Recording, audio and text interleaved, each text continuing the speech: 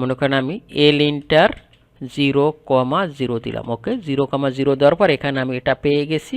তারপর এখান থেকে অর্থমোড কিবোর্ড থেকে ফাংশন কি F8, আর আপনার ল্যাপটপ থাকলে কাজ না করলে আপনি এখান থেকেও এটা দিতে পারেন। তো এটাকে আমি একটা লাইন নিলাম, একটা মাপ নিতে চাই, ঠিক না?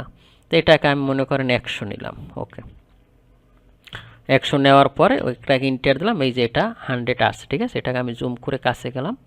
এটাকে মাউসের স্ক্রল বাটন নাড়াইলেই জুম হয়। তারপর এখান থেকে আমি ডাইমেনশন দেব, ঠিক আছে?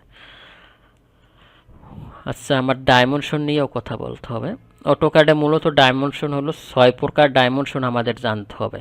কারণ আমরা যদি 6 প্রকার ডাইমেনশন প্রপার ওয়েতে জানি, তাইলে যত প্রকার ড্রয়িং আছে সেটা আমরা করতে পারবো। সেটা কীভাবে? এখানে আমি যখন ড্রপ ডাউন মেনুতে ক্লিক করব, এখানে আসে linear, align, angular, arc length, radius, diameter আর কোঅর্ডিনেট। আর এই দুইটা দরকার নেই আমাদের, এই linear, align, angular, arc length, radius, diameter, এই 6টা জিনিস যদি আমরা জানি, আমাদের যে যত প্রকারের ড্রয়িং দেখ, যত আঁকা বাঁকা যত কিছু আমরা সব পারবো।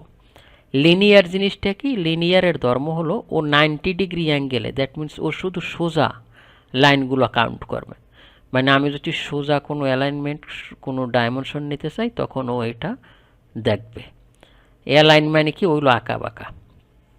আমি যদি আঁকা বাঁকা কোনো লাইন টেনি, তখন ও কিন্তু আঁকা বাঁকা লাইন আসবে। 3 নাম্বার অ্যাঙ্গুলার, আমরা যদি কোনো অ্যাঙ্গেল দিই, রেডিয়াস দিই যে 30 ডিগ্রি 40 ডিগ্রি, এইটা কিন্তু এখন যত দিন যাচ্ছে অত কিন্তু ক্রিটিক্যাল কইরা বিভিন্ন শেপ, কার সাথে কি প্রতিযোগিতা দিতে পারে, কত রকমের শেপ তৈরি করে, এইটা তৈরি করার জন্য আপনার অবশ্যই অ্যাঙ্গুলার জানতে হবে।